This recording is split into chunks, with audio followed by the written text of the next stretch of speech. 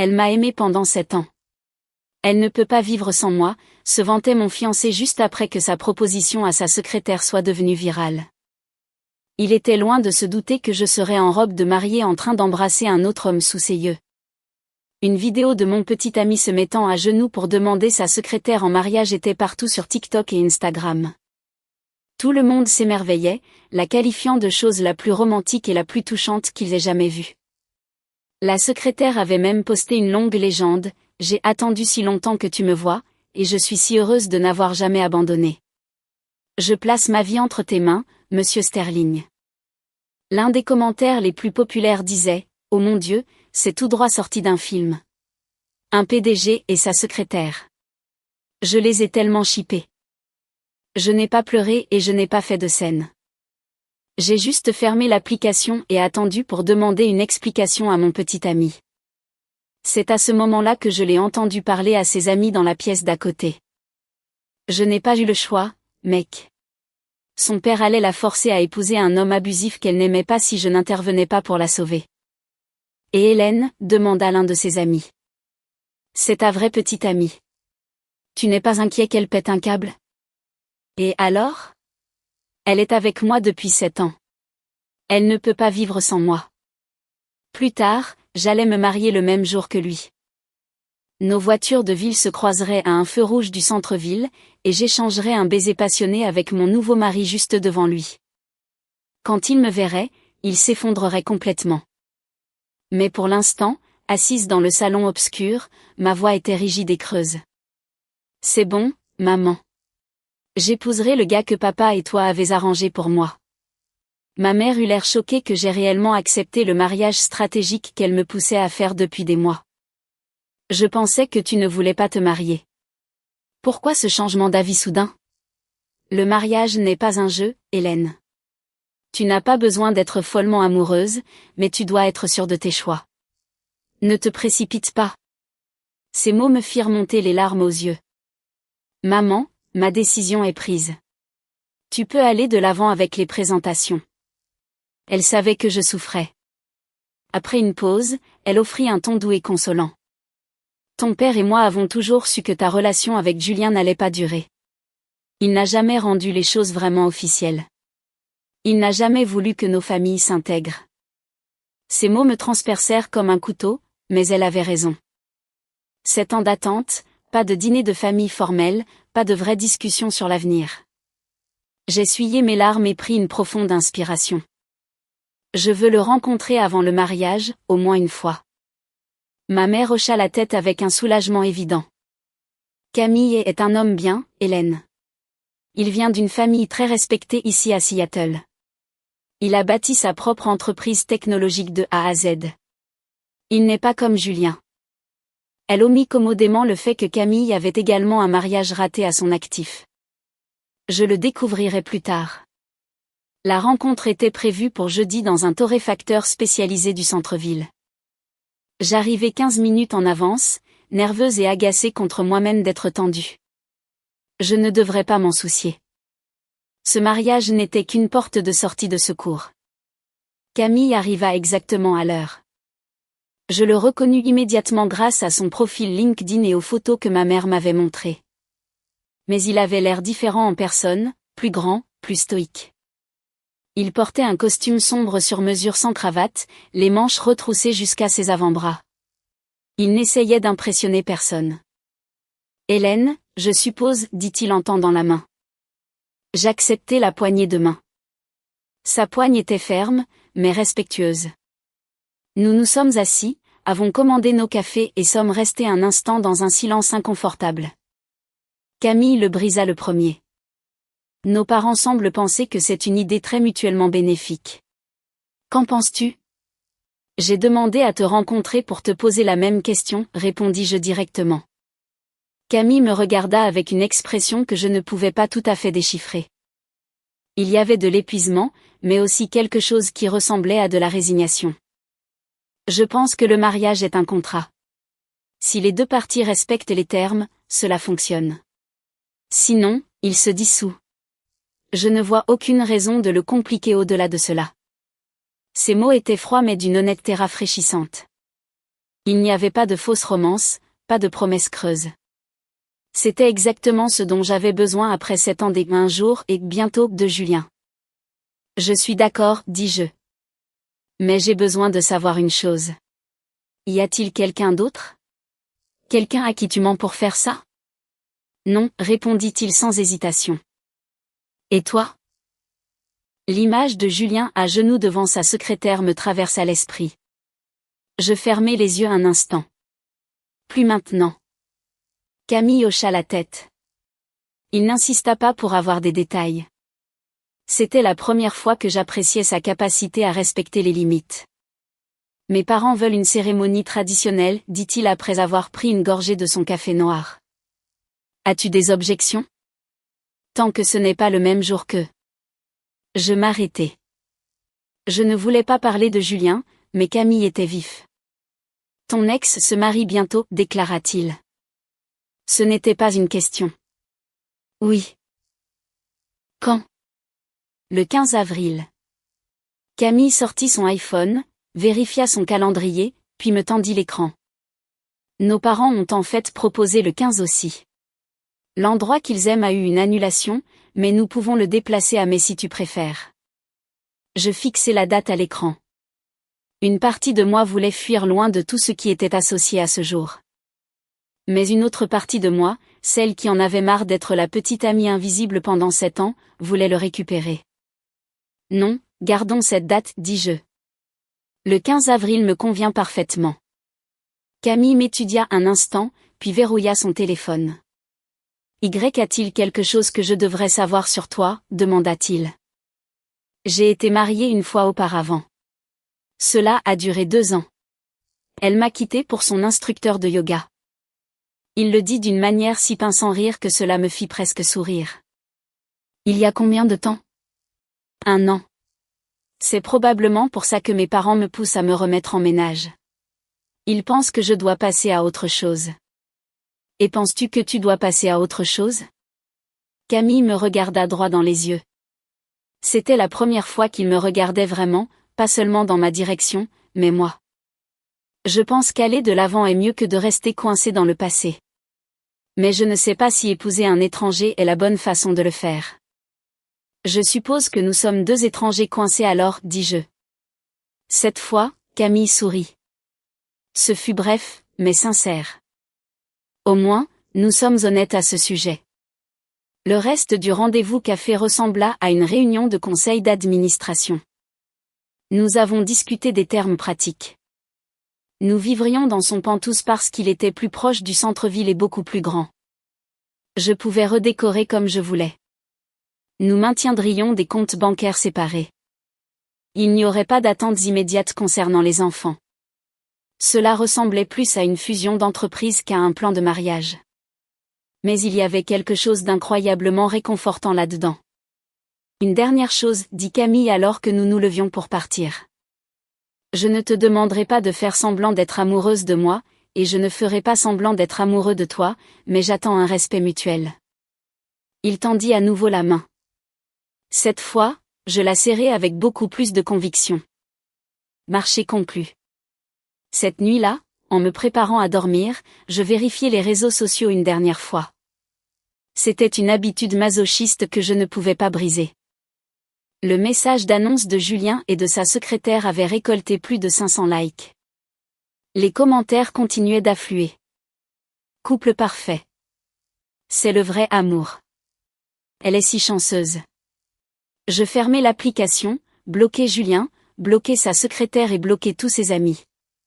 7 ans de ma vie effacés en quelques tapotements sur un écran. Mon téléphone vibra. C'était un SMS de Camille. Oubliez de demander, as-tu des allergies alimentaires? Les traiteurs doivent savoir pour la dégustation. C'était si banal, si normal, pourtant si attentionné. Julien ne m'avait jamais demandé une seule fois mes allergies, pas même après que je me sois retrouvée aux urgences à cause d'une contamination croisée aux crevettes. Pas d'allergie, répondis-je par SMS. Bien. Bonne nuit. Toi aussi. Les semaines suivantes furent un tourbillon de préparatifs. Ma mère était extatique. La mère de Camille était tout aussi ravie. On aurait dit qu'elles attendaient ce moment précis depuis des décennies. Je l'ai laissé me traîner des boutiques de robes de mariée aux fleuristes. J'acquiesçais quand elle me demandait mon avis, mais honnêtement, peu m'importait que les centres de table soient des roses ou des pivoines. Camille se présenta à quelques-unes de ces réunions. Il ne se plaignit jamais, n'eut jamais l'air ennuyé. Il était juste une présence tranquille et stable. Un après-midi, alors que j'étais en train de faire un essayage de robe, mon téléphone vibra. C'était un SMS de ma meilleure amie, Pauline. As-tu vu? Julien a réservé le Sterling Reserve, l'endroit exact que tu lui avais montré il y a 3 ans. Ça ne te met pas en colère? Je fixai l'écran. Il y a 3 ans, à l'époque où je croyais encore que Julien m'épouserait, je lui avais montré des photos de ce luxueux domaine. Je lui avais dit que c'était le lieu de mes rêves. Il m'avait dit qu'il s'en souviendrait, et il s'en était souvenu, juste pas pour moi. Ça ne me dérange pas, répondis-je. C'était un mensonge, mais c'était aussi la vérité. Cela me dérangeait, mais pas de la manière déchirante d'autrefois. Tu es plus forte que tu ne le sais, me répondit Pauline par SMS. Je ne me sentais pas forte. Je me sentais engourdie. 2 semaines avant le mariage, Camille m'emmena voir son condo. Il était ultra moderne, étendu, avec des fenêtres du sol au plafond donnant sur la skyline de Seattle. Tout était gris ardoise et blanc immaculé, minimaliste à l'extrême. Tu peux changer ce que tu veux, dit-il en me faisant visiter.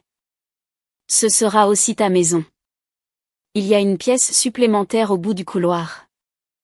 Je regardais à l'intérieur. Elle était vide. Je pensais que tu pourrais l'utiliser comme bureau ou studio. Tout ce dont tu as besoin, offrit-il.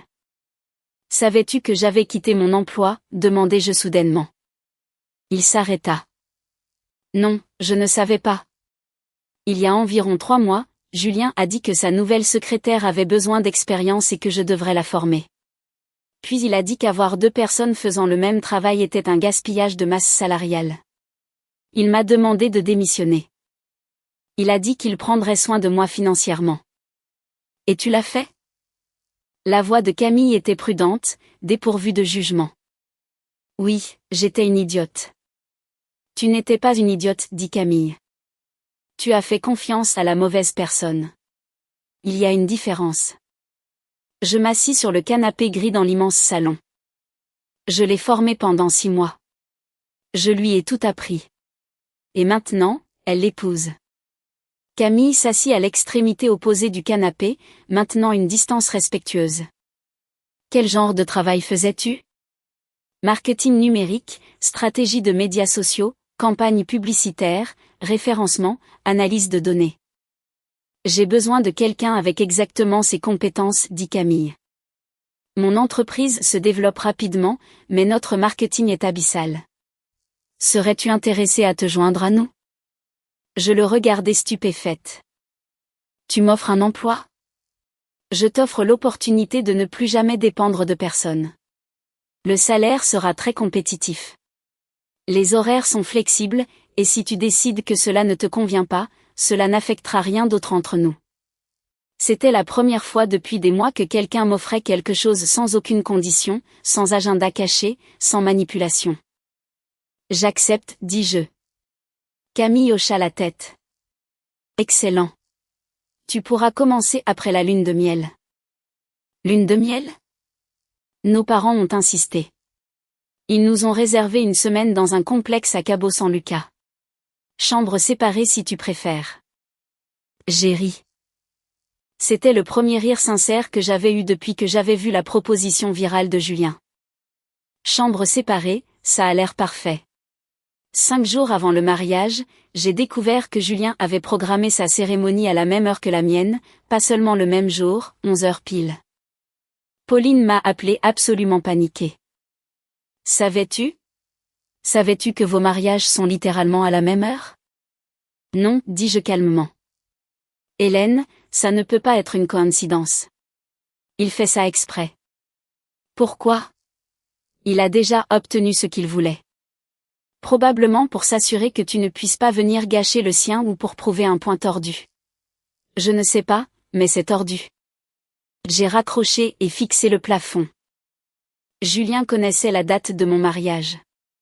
Ma mère s'en était vantée auprès de sa mère au club de golf. Les nouvelles voyagent vite dans les cercles riches. Il avait intentionnellement choisi la même date et la même heure. Mon téléphone sonna à nouveau. Cette fois, c'était Camille. Tu vas bien? Ta mère m'a parlé du timing. Je vais bien.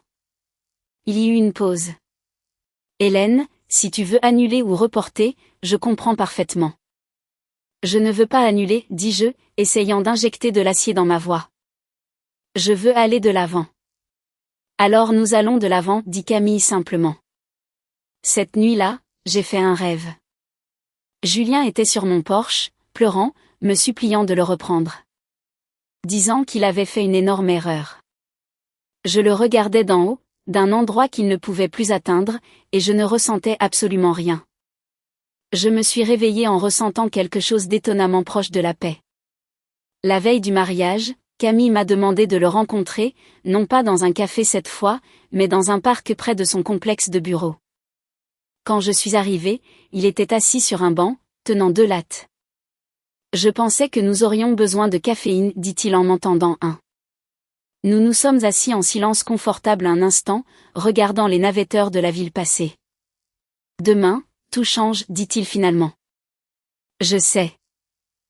Je veux que tu saches quelque chose. Camille se tourna pour me regarder. Je n'ai aucune attente romantique pour ce mariage. Mais j'ai des attentes de respect, d'honnêteté et de soutien mutuel. Si jamais tu as l'impression que je ne te donne pas cela, dis-le-moi. Et si tu ressens la même chose, je te le dirai. Nous sommes adultes, Hélène. Nous pouvons faire fonctionner cela sans le drame inutile. J'ai hoché la tête. C'était si différent de tout ce que j'avais vécu avec Julien. Il n'y avait pas de grandes promesses, pas de déclaration de passion éternelle, juste une honnêteté simple et terre à terre. Camille, pourquoi as-tu accepté cela? Tu aurais pu facilement dire non. Il regarda vers la skyline de Seattle. Parce qu'après mon divorce, j'ai réalisé que l'amour romantique ne garantit absolument rien. Mon ex-femme m'aimait, ou du moins c'est ce qu'elle prétendait, et elle est quand même partie. Peut-être qu'un mariage construit sur le respect mutuel et des objectifs partagés a un taux de réussite plus élevé. C'était une philosophie clinique, mais pratique. Et si l'un de nous tombait amoureux de quelqu'un d'autre, demandai-je. Alors nous communiquerons comme des adultes et réglerons la logistique d'un divorce. Il n'y a aucune raison de mentir ou de tromper. Nous avons bu notre café alors que le soleil commençait à percer les nuages du Pacifique Nord-Ouest. Pour la première fois depuis des semaines, je n'ai pas pensé à Julien une seule fois. Demain, j'épousais un étranger, mais au moins c'était un étranger honnête. Le matin du mariage arriva beaucoup trop vite. Je me suis réveillée à 6 heures du matin, l'estomac noué. Ce n'était pas des tracs de pré-mariage. C'était de l'anxiété face à la réalité de ce qui se passait. Ma mère entra dans ma chambre avec un latte. Aujourd'hui est un nouveau départ, Hélène. J'acquiesçai silencieusement. Elle savait que je ne sautais pas de joie, mais elle savait aussi que c'était 1000 fois mieux que de gâcher mes trentaines à attendre Julien. L'équipe Glamour arriva à 7 heures. Ils passèrent 2 heures à me transformer. Ma robe était simple, architecturale et élégante.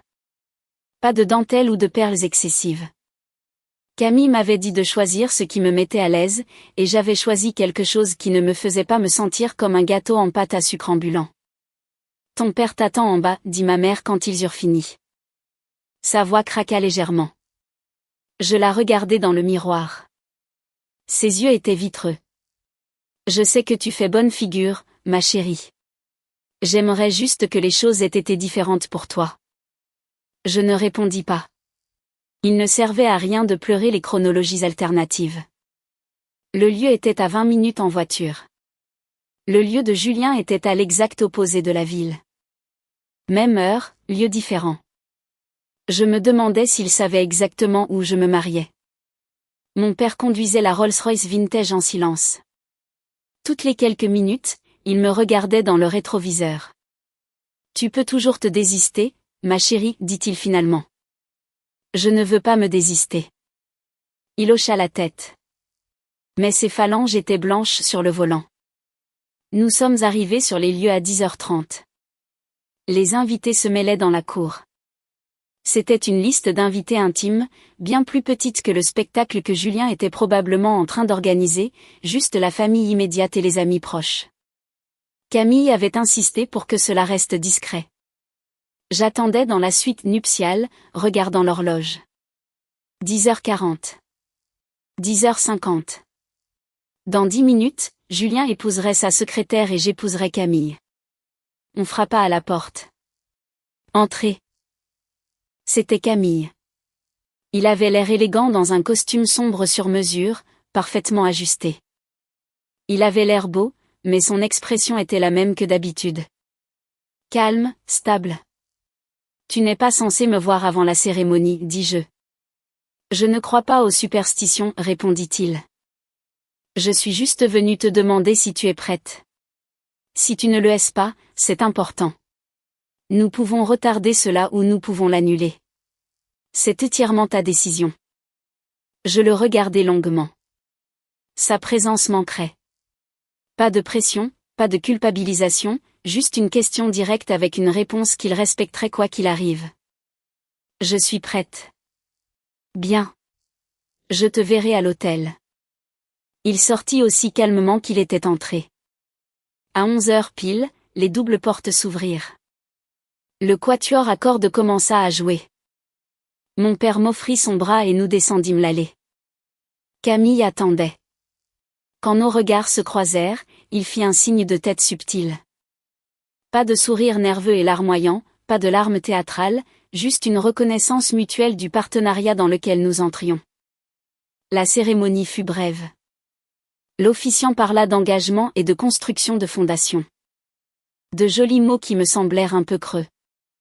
Quand vint le moment des vœux, Camille parla le premier. Hélène, je promets de te respecter, de te soutenir et d'être honnête avec toi.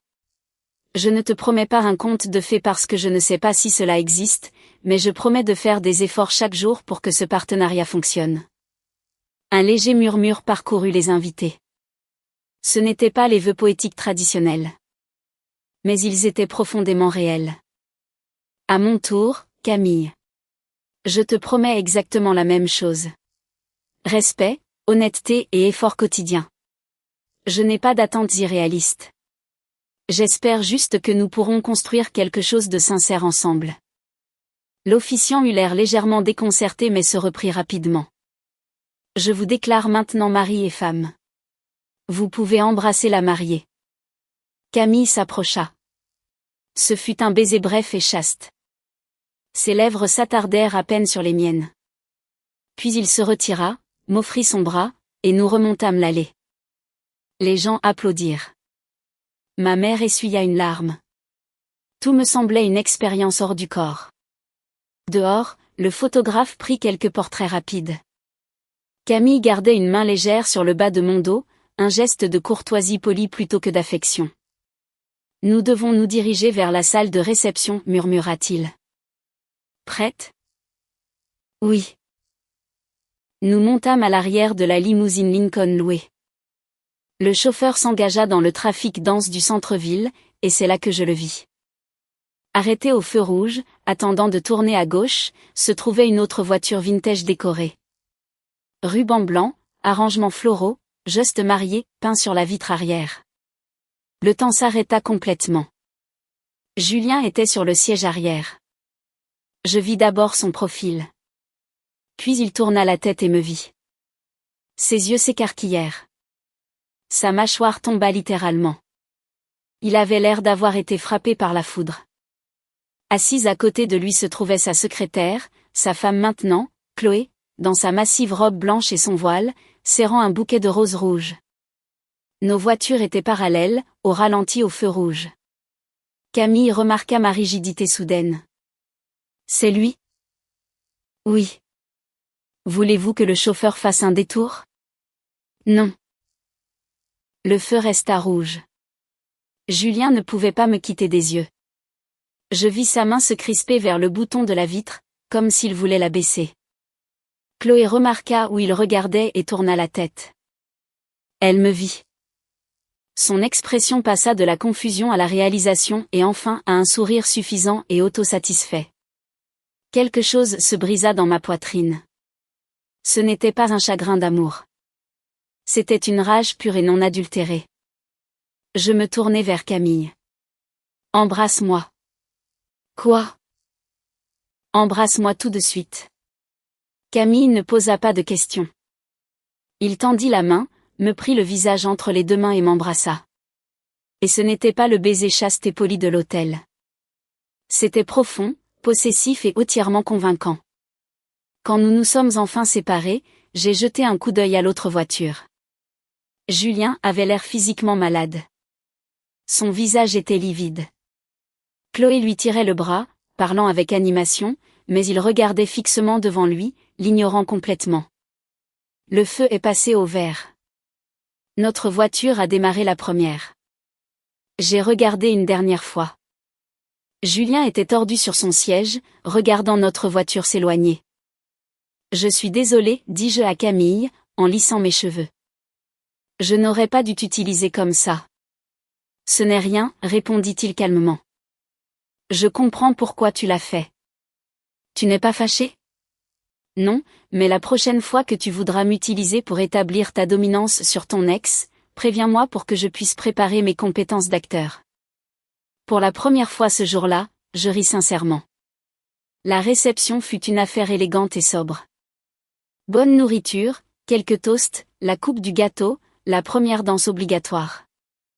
Nous avons fait les choses mécaniquement mais sans faute. Pourtant, mon esprit ne cessait de rejouer ce moment au feu rouge. Le visage dévasté de Julien. Pendant le toast du meilleur ami, mon iPhone vibra sur la table. C'était un e-message d'un numéro inconnu. Nous devons parler, s'il te plaît. C'était Julien. Je reconnaissais son style de frappe. Je supprimai le message sans répondre. Camille me remarqua fixant mon écran. Il essaie de te joindre? Oui. Tu veux que j'intervienne? Non, ce n'est plus mon problème. Camille hocha la tête et leva sa flûte de champagne. À de nouveaux commencements. À de nouveaux commencements, répétai-je, faisant teinter mon verre contre le sien. Mon ancienne vie était officiellement morte à cette intersection. Et ma nouvelle vie, quoi que ce soit, venait de commencer. La réception se termina à 18h. Camille et moi nous sommes changés en vêtements de voyage avant de nous rendre à l'aéroport de SeaTac. Notre vol pour Cabo partait à 21h. Dans l'Uber pour l'aéroport, Camille brisa le silence. Tu as bien fait aujourd'hui. Moi oui. Oui, tu n'as pas craqué. Tu ne l'as pas laissé te voir transpirer. Je ne me sentais pas très forte. Personne ne se sent fort quand il fait face à la personne qui a gâché ses 20 ans.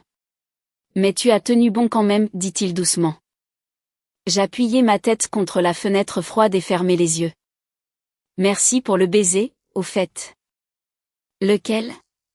Celui du contrat ou celui de la vengeance? Celui de la vengeance. De rien. Même si je ne m'attendais pas à commencer mon second mariage comme un instrument de vengeance mesquine. Ce n'est pas de la vengeance, dis-je en ouvrant les yeux. C'est de la survie.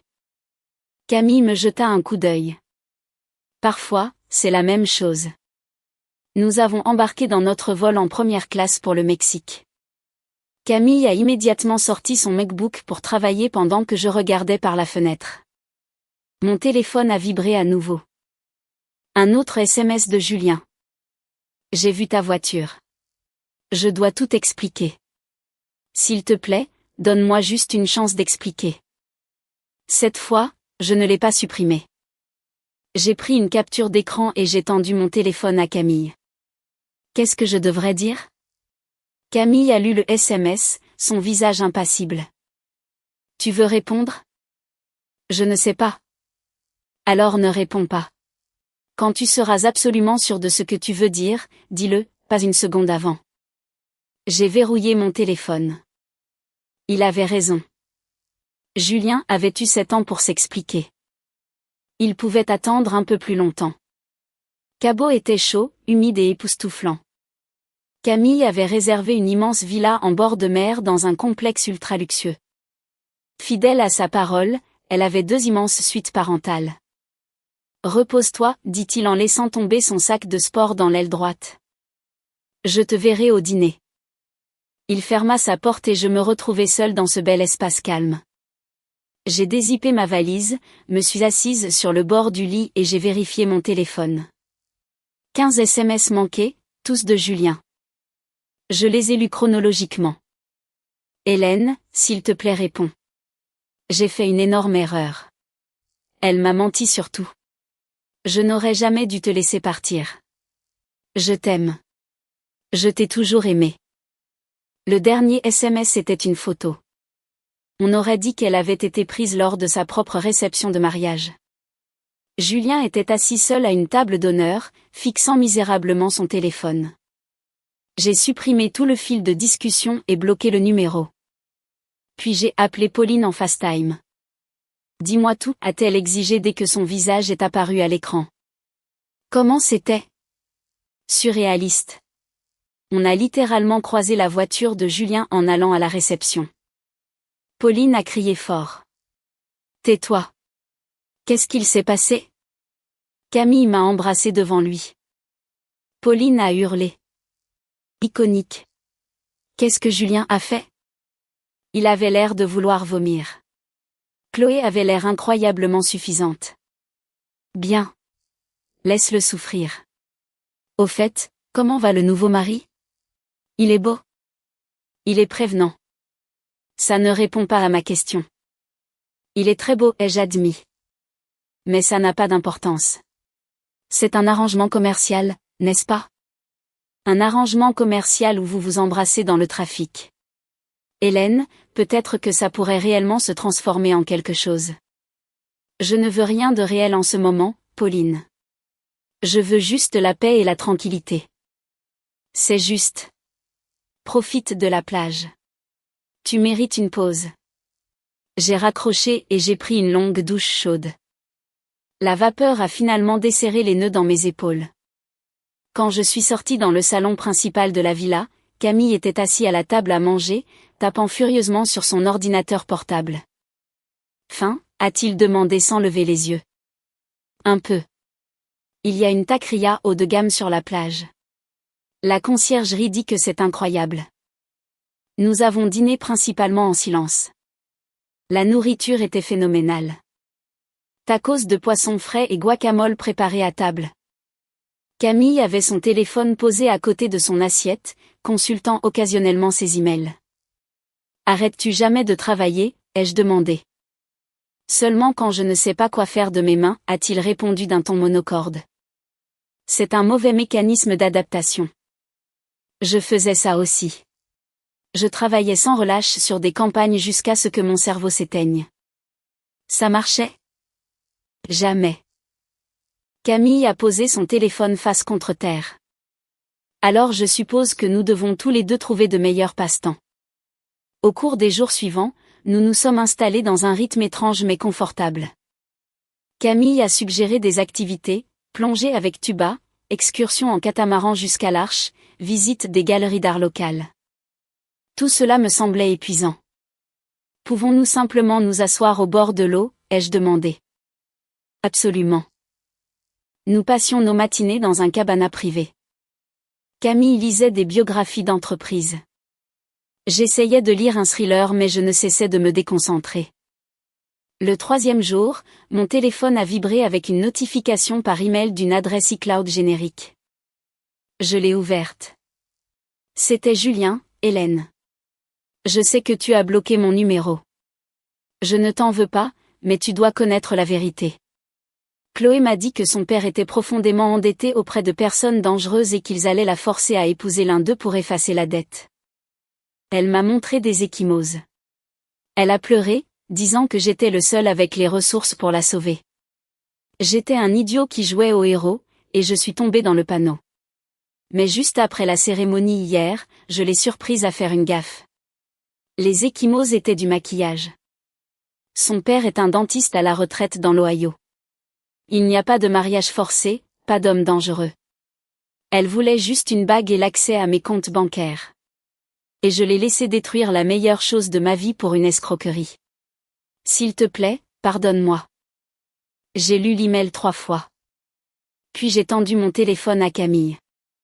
Il l'a lu, son expression illisible. Tu le crois, a-t-il demandé. Je ne sais pas. Est-ce que ça amène de l'importance si c'est vrai? Cela l'a fait hésiter. Je suppose que non. Alors je ne réponds pas. Pas encore. De toute façon, Camille avait raison. Vrai ou faux, Julien avait choisi son complexe de sauveur plutôt que 7 ans de loyauté envers moi. C'était la seule vérité qui importait. Cet après-midi-là, pendant que Camille faisait des longueurs dans la piscine du complexe, j'ai utilisé mes anciennes compétences de stalkeuse des médias sociaux. L'Instagram de Chloé était maintenant verrouillé, mais j'ai trouvé le compte public de sa jeune sœur sur Via et TikTok. Il y avait des extraits du mariage. Julien avait l'air raide et misérable sur chaque photo. Chloé rayonnait, lui serrant le bras, mais le langage corporel était complètement décalé. J'ai continué à fouiller. J'ai remonté 6 mois sur la page de la sœur et j'ai trouvé une photo de groupe dans un vignoble. Chloé était assise sur les genoux d'un homme, l'embrassant sur la joue. J'ai immédiatement reconnu l'homme. C'était Marc, le chef comptable de la firme de Julien. Waouh! J'ai fait des captures d'écran de tout et les ai enregistrées dans un dossier caché. Je ne savais pas si j'en aurais besoin, mais la connaissance est le pouvoir. Camille revint au cabana, trempée, et attrapa une serviette. Tu as trouvé quelque chose d'intéressant? Sa nouvelle femme avait un petit ami il y a 6 mois. Le comptable de Julien. Camille haussa un sourcil. Eh bien, c'est une énorme responsabilité. Ou la pièce manquante du puzzle. Peut-être qu'elle et le comptable ont planifié toute la routine de la demoiselle en détresse ensemble. Pourquoi se donner tout ce mal? L'argent. Julien a une énorme fortune. Si elle divorce de lui, elle reçoit un paiement. Si elle peut prouver qu'il a été négligent ou abusif, elle reçoit plus. C'est incroyablement sombre, nota Camille. Bienvenue dans le désordre de mes 20 ans. Camille s'assit sur le transat à côté du mien. Tu veux les brûler jusqu'aux fondations? La question me prit au dépourvu. Je ne sais pas. Si tu veux que ça fuite, je t'aiderai à le faire en toute sécurité, mais seulement si tu es sûr. La vengeance demande beaucoup d'énergie. Je ne veux pas que cela consume ta vie. Alors garde ces informations. Si jamais tu as besoin d'une option nucléaire, tu l'as. Sinon, laisse-les prendre la poussière. C'était un conseil incroyablement judicieux. Le reste de la semaine fut étonnamment paisible. Pas d'attente, pas de pression, juste 2 personnes épuisées partageant un bel espace. Un soir au dîner, Camille me posa une question qui me surprit sincèrement. Que voulais-tu faire de ta vie avant Julien? Que veux-tu dire? Quelles étaient tes ambitions? Avant que sa carrière ne devienne toute ta personnalité. J'y réfléchis longuement. Je voulais créer ma propre agence de marketing spécialisée dans les organisations à but non lucratif, les marques écologiques, les startups, aider les entreprises avec de véritables missions à se développer. Pourquoi ne l'as-tu pas fait? Julien a dit que c'était trop risqué. Il a dit que je devais travailler dans sa machine corporative pour apprendre les ficelles et qu'ensuite, quand nous serions installés, je pourrais faire le saut. Ce jour-là n'est jamais venu. Camille hocha lentement la tête, faisant tourner la tequila dans son verre. Tu veux toujours le faire? Oui, mais j'aurais besoin d'un capital de démarrage. Combien? Je ne sais pas, 50 000 $ pour couvrir le dépôt de l'entreprise, les licences logicielles, la création de marque et les frais de fonctionnement pour les premiers mois. Je te ferai un chèque. Ma tête se releva brusquement. Excuse-moi? Je te le prêterai. Taux d'intérêt inférieur au marché, conditions de remboursement très flexibles. Quand tu atteindras la rentabilité, tu me rembourseras. Pourquoi ferais-tu cela? Parce que nous sommes légalement mariés. Parce que je crois en le soutien au bon fondateur. Et parce que si tu construis quelque chose qui te tient vraiment à cœur, tu seras plus heureuse. Et une colocataire heureuse me rend la vie beaucoup plus facile. C'était une logique robotique brutale, mais elle avait parfaitement du sens. Je dois y réfléchir, dis-je. Prends ton temps. Je n'ai pas pu dormir cette nuit-là. L'offre de Camille tournait en boucle dans ma tête. Cela semblait trop facile. Il devait y avoir une contrepartie. Mais plus je l'observais, plus je réalisais qu'il n'y en avait pas. Camille était exactement ce qu'il prétendait être, un homme pragmatique qui valorisait les accords équitables. Au petit déjeuner le lendemain matin, je lui ai donné ma réponse. Je prendrai le prêt, mais je veux une reconnaissance de dette en béton armé, et je veux payer l'intérêt standard du marché. Pas de faveur. L'intérêt n'est pas nécessaire. Il l'est pour moi. Je veux que ce soit strictement professionnel. Camille sourit. C'était le premier sourire entier et sincère que je lui avais vu. D'accord, nos avocats rédigeront les documents quand nous serons de retour à Seattle. J'ai tendu la main à travers la table. Il a serré la mienne. Marché conclu. Pendant notre vol de retour aux États-Unis, Julien a envoyé un autre email. Hélène, s'il te plaît. Juste 30 minutes autour d'un café. Si tu m'écoutes et que tu veux toujours que je parte, je ne te contacterai plus jamais. Cette fois, j'ai répondu, Julien, tu as eu 7 ans pour me parler. Tu n'auras pas 30 minutes de plus. Concentre-toi sur ta femme. Je me concentre sur mon mari. J'ai appuyé sur envoyer et bloqué son adresse email. Camille, assis dans le siège côté couloir, n'a pas dit un mot, mais il a posé sa main sur la mienne sur l'accoudoir un bref instant. C'était exactement ce dont j'avais besoin. Lorsque nous avons atterri à SeaTac et désactivé le mode avion, mon téléphone a pratiquement explosé. Pauline avait envoyé 20 SMS frénétiques d'affilée. Hélène, connecte-toi tout de suite. Tu vois ce cauchemar de relations publiques? Elle avait lié un article d'un blog d'affaires local de Seattle. Le titre disait « Le PDG de la technologie aveuglée. Femme prise en flagrant délit avec le responsable SEO de la firme. Mariage terminé en 14 jours. » Il y avait des photos de style paparazzi de Julien quittant son domaine de Mersey Island, traînant 2 valises, l'air complètement détraqué. L'article détaillait comment Chloé avait été prise dans une situation profondément compromettante avec Marc au bureau et que Julien avait immédiatement demandé l'annulation. Camille lut le titre par-dessus mon épaule pendant que nous attendions de descendre de l'avion. Eh bien, ça a été rapide. Vitesse record. J'étais d'accord. Mon téléphone sonna. C'était un numéro inconnu de Seattle. Julien. Je le mis en silencieux. Camille me regarda. Quel est le plan de jeu? Je veux rentrer à la maison, dis-je. Notre maison. Et je veux lancer mon agence. Alors c'est exactement ce que nous ferons. Le premier mois de retour fut intense. Camille me présenta à son équipe de direction. Ils étaient polis mais clairement méfiants envers la nouvelle femme du patron qui intervenait. Voici Hélène, dit Camille à son équipe dans la salle de conférence. Elle prend en charge toute notre stratégie numérique.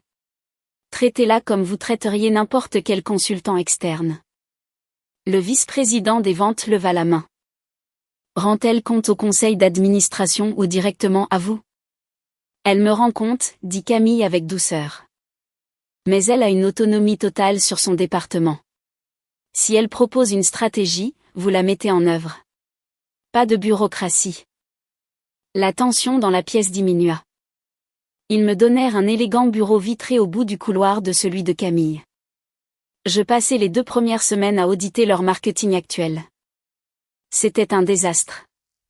Une image de marque incohérente, aucune stratégie de référencement et des dépenses publicitaires totalement gaspillées. Je compilais un dossier de 40 pages avec mes conclusions et une stratégie de redressement. Je le montrai à Camille au condo un soir en mangeant à emporter. C'est exceptionnel, dit-il, feuilletant l'iPad. Quand pouvez-vous l'exécuter? Donnez-moi 3 mois. Prenez 6. Faites-le bien. Pas vite. Pendant que je m'enfouissais dans le travail, Julien sombrait.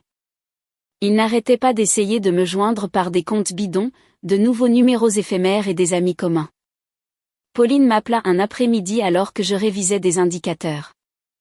Julien m'a littéralement coincé à mon studio de pilates aujourd'hui. Il me suppliait de te convaincre de lui parler. Qu'est-ce que tu lui as dit? De faire une thérapie et de te laisser tranquille. Mais Hélène, il avait l'air horrible. Vraiment mal. Mal rasé. Il a perdu une tonne de poids. Je pense qu'il est en pleine dépression nerveuse. Ce n'est pas mon fardeau, Pauline. Je sais. Je pensais juste que tu devrais le savoir. Après avoir raccroché, Camille entra dans mon bureau, portant 2 lattes glacées. Tout va bien? Julien harcèle mes amis maintenant. Camille fronça les sourcils. Tu veux que je m'en occupe? Je peux avoir une conversation d'homme à homme avec lui. Ou faire envoyer une mise en demeure par mes avocats? Non, ça ne ferait que nourrir son ego. Les types comme Julien se nourrissent de toutes sortes d'attentions.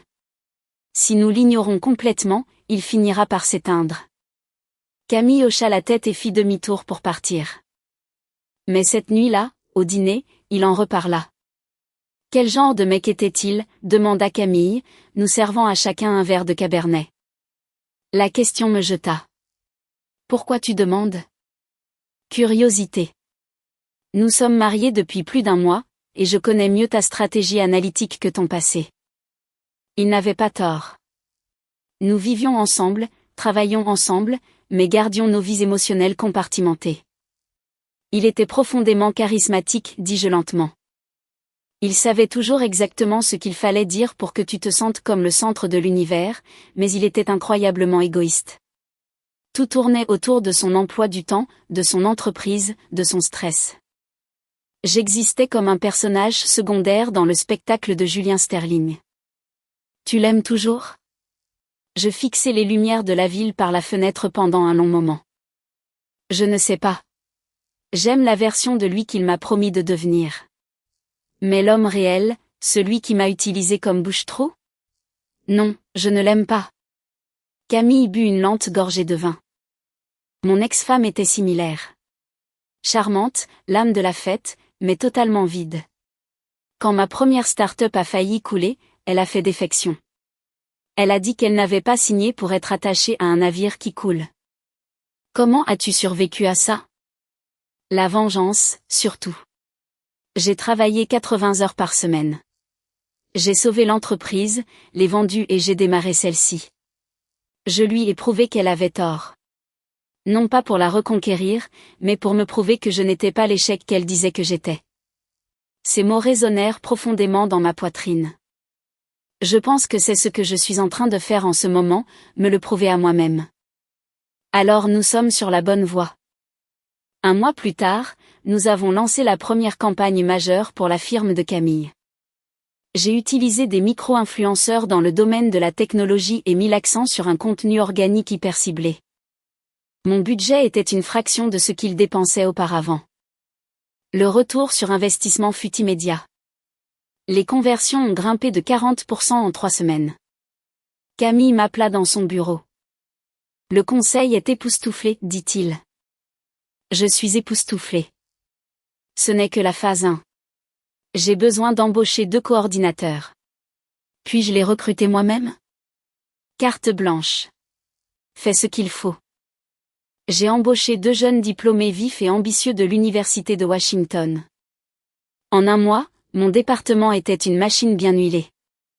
C'est exactement à ce moment-là que Julien s'est présenté à l'immeuble. J'étais en réunion de marketing lorsque la réceptionniste du hall me contacta. Hélène, il y a un Julien Sterling ici. Il dit que c'est une urgence absolue. Mon estomac se serra. Dites-lui que je suis en réunion. Il dit qu'il ne partira pas tant qu'il ne vous aura pas vu. Je m'excusai de la réunion et descendis par l'ascenseur. Julien faisait les 100 pas dans l'élégant hall de marbre. Pauline n'exagérait pas. Il avait l'air terrible. Son costume de créateur pendait sur lui et il avait des cernes sous les yeux. Hélène. Il expira quand il me vit, se précipitant vers moi. Merci Dieu. Merci d'être descendu. Tu ne devrais pas être ici, Julien. C'est mon lieu de travail. Je sais, mais tu m'as bloqué partout. Tu ne m'as laissé aucun choix. Je t'ai bloqué parce que je veux que tu me laisses tranquille. Ses yeux se remplirent de larmes. Cela me choqua. Julien ne pleurait jamais. J'ai tout perdu, Hélène. Mon mariage était une arnaque. Ma réputation est une blague. Je ne dors pas. Tout ce que je veux, c'est 30 minutes pour te parler. S'il te plaît. Je regardais autour de moi. Le garde de sécurité nous observait attentivement.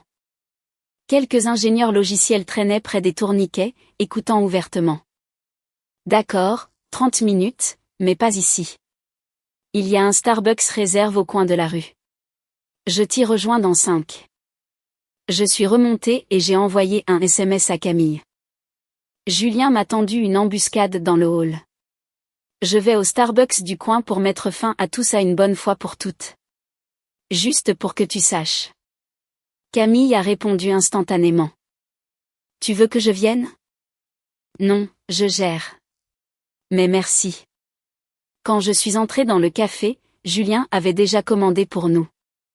Il m'a poussé un latte glacé au lait d'amande. Il se souvenait de ma commande. Merci de m'avoir donné une chance, dit-il en m'asseyant, ma posture rigide. Tu as 28 minutes. Julien prit une inspiration tremblante. J'étais un narcissique complet. Chloé m'a manipulé comme une marionnette. Elle a simulé les ecchymoses, simulé l'histoire du père abusif. Elle et Marc ont tout planifié pour avoir accès à mes comptes. Mais le pire n'a pas été la trahison. Le pire a été de réaliser pourquoi j'étais si facile à manipuler. Je le regardais, attendant. Parce que j'étais terrifiée de m'engager avec toi, avoua-t-il, sa voix brisée. 7 ans. Et j'avais tellement peur de finir par te décevoir ou que tu te réveilles et réalises que tu étais hors de ma portée. Quand Chloé m'a proposé une urgence où je pouvais jouer le héros, j'ai choisi la facilité. J'ai fait exploser ma vie parce que j'étais un lâche. Je ne touchais pas mon café. Que veux-tu de moi, Julien? Je veux une autre chance. Je sais que tu es marié à ce gars de la technologie. Je sais que c'est compliqué, mais j'attendrai. Les divorces arrivent. Donne-moi juste une chance de prouver que je ne suis plus cet homme. Alors peut-être. Non. Je le coupais. Ma voix était nette et définitive. Je ne divorce pas de Camille. Je ne te fais pas attendre. Je ne te donnerai jamais une autre chance. Hélène, tu as épousé un étranger pour te venger de moi. Tu ne le connais même pas. J'en sais assez, répliquai-je. Je sais qu'il me respecte. Je sais qu'il finance mes ambitions au lieu de les réprimer. Je sais qu'il ne me considère pas comme un plan B. Tu ne m'aimais pas, Julien. Tu aimais que je sois toujours en veille, ne demandant rien. Ce n'est pas de l'amour. C'est de la commodité. Je me levai, attrapant mon sac. J'espère sincèrement que tu trouveras la paix, Julien. Mais ma vie n'a plus de place pour toi. Hélène, attends. J'en ai fini d'attendre. Je sortis du café sous la bruine de Seattle. Mes mains tremblaient, mais ma poitrine se sentait incroyablement légère. Quand je suis revenue au bureau, Camille m'attendait à la réception. Comment ça s'est passé, a-t-il demandé, ses yeux scrutant mon visage. C'est fait. Entièrement, complètement fait. Camille a hoché la tête, ne posant pas d'autres questions. Nous sommes montés ensemble dans l'ascenseur privé. Tandis que la porte se refermait, il m'a regardé. Envie de commander chinois ce soir? Je suis épuisée. Je t'aime bien, Camille. Les mots sont sortis avant que je puisse les filtrer. Il s'est tourné vers moi, surpris. Quoi? Je t'aime bien, ai-je répété, ma voix plus ferme. En tant que personne, en tant que colocataire, en tant que mari, je voulais juste que tu le saches. L'ascenseur a sonné et les portes se sont ouvertes à notre étage. Camille n'est pas sorti. Il a tendu la main et a attrapé la mienne. Moi aussi je t'aime bien, Hélène. Ce n'était pas une déclaration d'amour fou et haletante, mais c'était incroyablement réel. Et pour l'instant, c'était exactement suffisant. Ce soir-là, nous avons mangé du crabe rangoon sur le canapé et regardé un terrible film d'action sur Netflix. C'était la soirée la plus normale et la plus domestique que nous ayons passée jusqu'à présent, et c'était parfait. Mon téléphone s'est illuminé avec un dernier SMS de Julien. Je comprends. Je te laisserai tranquille. Sache juste que je le regretterai toujours. Je n'ai pas répondu, mais je n'ai pas bloqué le nouveau numéro non plus, car je n'en avais pas besoin. Il n'avait plus aucun pouvoir sur moi. 3 mois plus tard, tout a basculé. Mon département générait à lui seul des chiffres records pour l'entreprise de Camille. Parce que j'avais automatisé une grande partie du flux de travail, Camille m'a donné le feu vert pour lancer officiellement mon agence boutique comme activité secondaire. Je travaillais 12 heures par jour, mais je n'étais pas épuisée. Le travail était le mien. L'équité était la mienne. Un après-midi, Pauline m'a appelé. D'accord, tu ne vas pas croire le scoop que je viens d'avoir. Qu'est-ce que c'est? Julien démissionne de son poste de PDG. Il vend la firme. J'ai arrêté de taper. Quoi? Pourquoi? Il s'avère que Chloé et Marc, le comptable, n'ont pas seulement trompé. Ils ont détourné près de 2 millions de dollars pendant qu'il était distrait. Le FBI enquête. Il a dû liquider pour couvrir les dettes de l'entreprise. J'ai raccroché, fixant mes écrans d'un air vide. Une partie de moi a ressenti une pointe de pitié. Mais surtout, j'ai ressenti un détachement total. C'était comme lire des nouvelles sur un étranger. Quand Camille est rentré ce soir-là, il a laissé sa mallette près de la porte. Tu as vu l'article du Seattle Times sur la firme de Julien? Oui, Pauline m'a appelé. Comment te sens-tu? Honnêtement, indifférente, comme si je regardais un film sur la vie de quelqu'un d'autre. C'est bien, dit Camille, desserrant son col. Cela signifie que le fantôme est enfin exorcisé. Il entra dans la cuisine et versa 2 verres d'eau pétillante. Alors, quand veux-tu officiellement constituer ton agence? Je pensais attendre encore 6 mois. Accumuler un peu plus de capital. Il glissa un dossier en papier craft sur le comptoir de l'îlot. Et si tu n'avais pas à attendre? J'ouvris le dossier. C'était une feuille de conditions. Il offrait un investissement de démarrage de 150 000 $ dans mon entreprise. Camille, c'est une somme énorme. C'est un investissement. Je prends une participation de 40% au capital. Tu gardes 60% et tous les droits de vote. Des conditions de capital risque totalement standards. Pourquoi fais-tu ça? Parce que tes taux de conversion sont incroyables. Parce que tu as la rage d'une tueuse. Tu ne devrais plus être une activité secondaire, Hélène. Tu dois te développer. J'ai lu la feuille de conditions. Elle était tout à fait équitable, juridiquement solide et fortement favorable à mon contrôle créatif. J'accepte, dis-je, le regardant. Mais tu réalises que cela signifie que je travaillerai des heures encore plus folles, n'est-ce pas? Je sais. J'embaucherai une femme de ménage et un service de préparation de repas pour que nous ne mourions pas de faim. Il leva son verre. À ton nouvel empire. Nous avons trinqué. Pour la première fois de ma vie, je n'attendais pas que quelqu'un me construise un château. Je posais moi-même les briques. Une semaine plus tard, j'ai croisé Julien. J'assistais à un gala de réseautage haut de gamme au centre-ville, essayant de décrocher un client majeur, une marque écologique, pour mon agence nouvellement lancée. J'étais au bar quand j'ai entendu sa voix. Hélène. Je me suis retournée.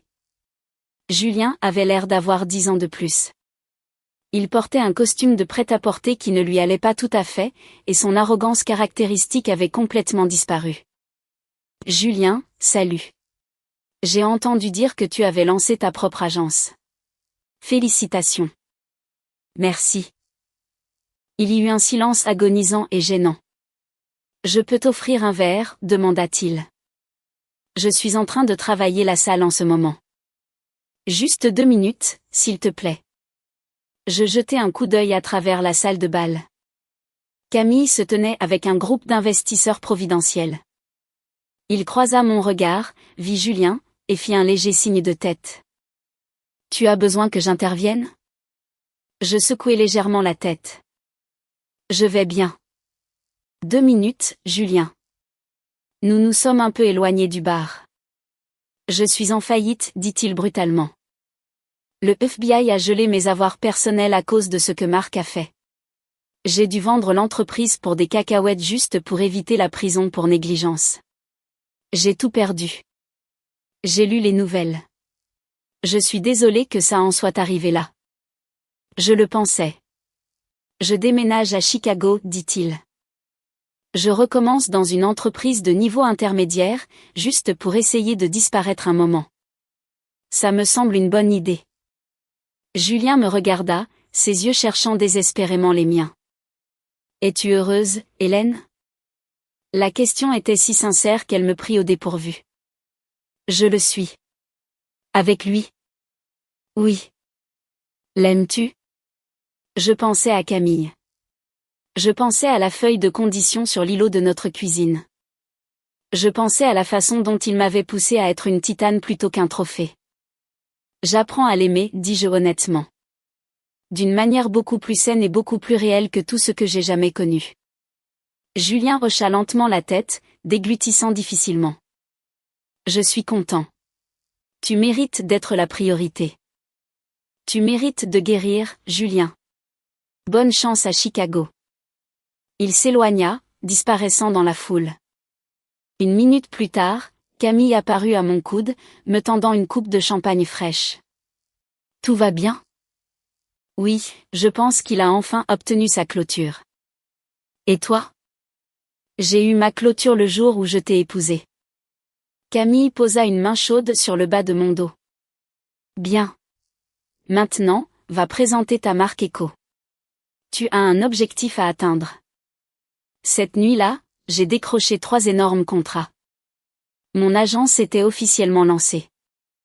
1 mois plus tard, Camille et moi étions assis sur le sol de mon nouveau bureau commercial à Pioneer Square. Nous venions de passer 4 heures à assembler des bureaux et des tableaux blancs IKEA.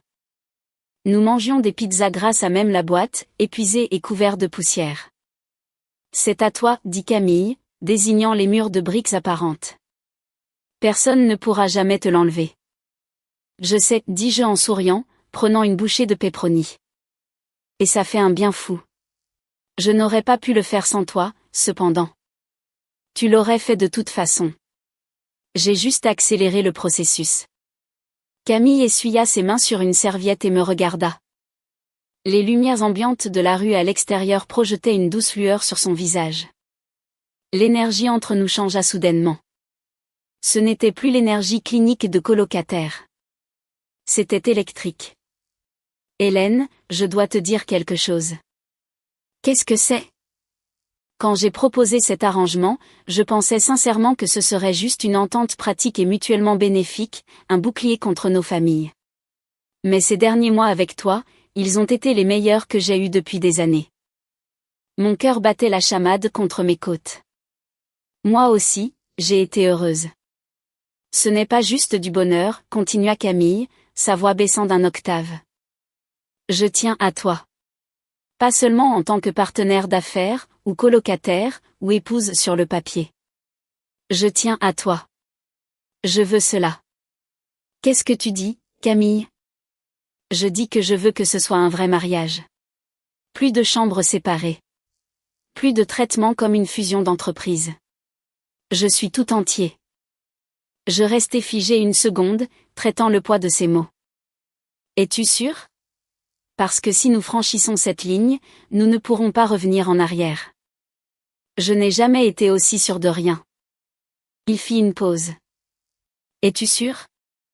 Je pensais aux années que j'avais gâchées à me rabaisser pour entrer dans l'ombre de Julien. Puis je regardai l'homme assis sur le sol avec moi, entouré de la preuve physique de mon propre succès, un succès qu'il avait soutenu. Oui, dis-je. Je suis sûr. Camille se pencha par-dessus la boîte de pizza et m'embrassa. Ce n'était pas un baiser de vengeance à un arrêt. C'était doux, hésitant au début, puis d'une profondeur écrasante. Cela ressemblait à une promesse. Quand nous nous sommes finalement séparés, nous sourions tous les deux comme des idiots. Alors, ça veut dire que nous sommes toujours mariés, plaisantai-je. Oui, rit-il. Mais pour les bonnes raisons cette fois. Cette nuit-là, nous avons dormi dans le même lit pour la première fois.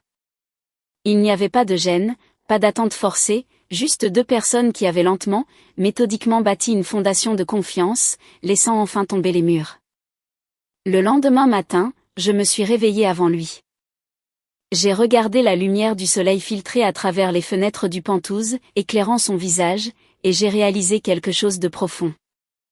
Je n'apprenais plus seulement à l'aimer. J'étais éperdument, profondément amoureuse de lui. 2 ans plus tard, mon agence avait grandi pour compter 25 employés avec un second bureau à Portland. Nous écrasions nos objectifs de revenus. Camille et moi nous étions installés dans un rythme magnifique, chaotique et profondément aimant. Nous cuisinions le dîner ensemble, débattions des tendances du marché et passions nos week-ends à faire de la randonnée dans les cascades. Un mardi matin, j'ai reçu un email de l'équipe éditoriale de Forbes Women. Chère Hélène, nous aimerions vous présenter dans notre prochain numéro sur les femmes fondatrices.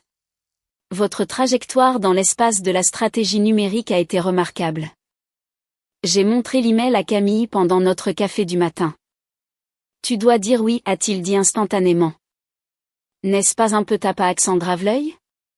J'aime généralement rester en coulisses. Tu es la PDG, Hélène. Accapare les feux de la rampe. L'agence a besoin de cette publicité. J'ai accepté. Le jour de la séance photo et de l'interview, il se tenait derrière le photographe, me faisant rire quand je me sentais raide devant l'appareil. La journaliste, une femme vive nommée Mathilde, s'est assise avec moi après. Elle m'a posé des questions sur ma stratégie, mes pratiques d'embauche et ma vision. Puis elle s'est penchée légèrement. Votre ascension rapide est bien documentée dans les cercles locaux, mais votre histoire personnelle l'est aussi. Votre ex, Julien Sterling, a famously fait imploser sa carrière à peu près au moment où vous avez lancé cette entreprise. Certains potins de l'industrie ont présenté votre succès comme une tournée de vengeance. Comment réagissez-vous à cela? Je n'ai pas bronché. La chute de Julien a été le résultat de ses propres choix terribles et de son manque de surveillance. Je n'y suis absolument pour rien. J'ai juste pris l'énergie que je consacrais à une relation sans issue et je l'ai investie dans ma propre entreprise à la place. Mathilde sourit, aimant clairement la réplique. Et votre mari? Il a été votre premier investisseur majeur. Comment gérez-vous le mélange du mariage et des affaires? Camille fait implicitement confiance à mon jugement. Il signe le chèque et se retire. Avoir un partenaire qui vous considère réellement comme une égale fait toute la différence du monde. Quand le magazine est sorti un mois plus tard, la photo de couverture était frappante. Le titre disait « Hors de l'ombre, comment Hélène a construit son propre empire ». Mon téléphone a explosé de félicitations. Nous avons signé 5 nouveaux clients d'entreprise cette semaine-là seulement, mais enfoui dans mes messages LinkedIn se trouvait une note d'un nom que je n'avais pas vu depuis des années. Julien Sterling. J'ai vu l'article de Forbes. Je voulais juste te dire que je suis incroyablement fière de toi. J'étais trop aveugle pour voir ton potentiel, mais je suis content que tu aies trouvé quelqu'un qui ne l'était pas. Je te souhaite le meilleur. J'ai montré le message à Camille pendant qu'il préparait le dîner.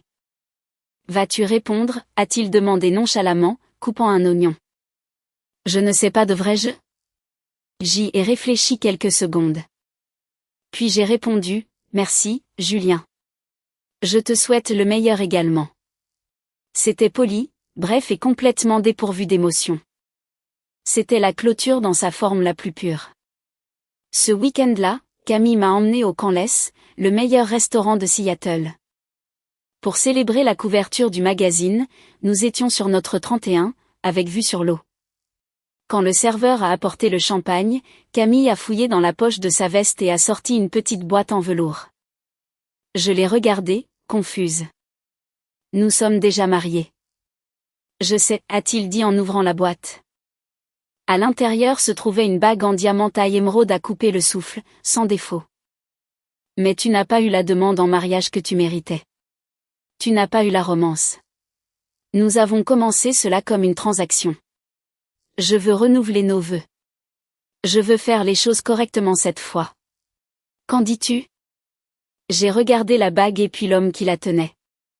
L'homme qui m'avait donné de la place pour grandir. Qui avait financé mes rêves sans essayer de les contrôler. Qui m'aimait pour mon ambition, pas malgré elle. Oui, dis-je, les larmes coulant enfin. Absolument oui. Nous avons renouvelé nos vœux dans un petit vignoble à Woodinville. Juste nos amis les plus proches et nos parents. Cette fois, il n'y avait pas de contrat froid. Nous avons de nouveau écrit nos propres vœux. Hélène, dit Camille en me tenant les mains. J'ai épousé une étrangère par commodité et j'ai fini avec l'amour de ma vie. Tu m'as appris qu'un vrai partenariat ne consiste pas en de grands gestes.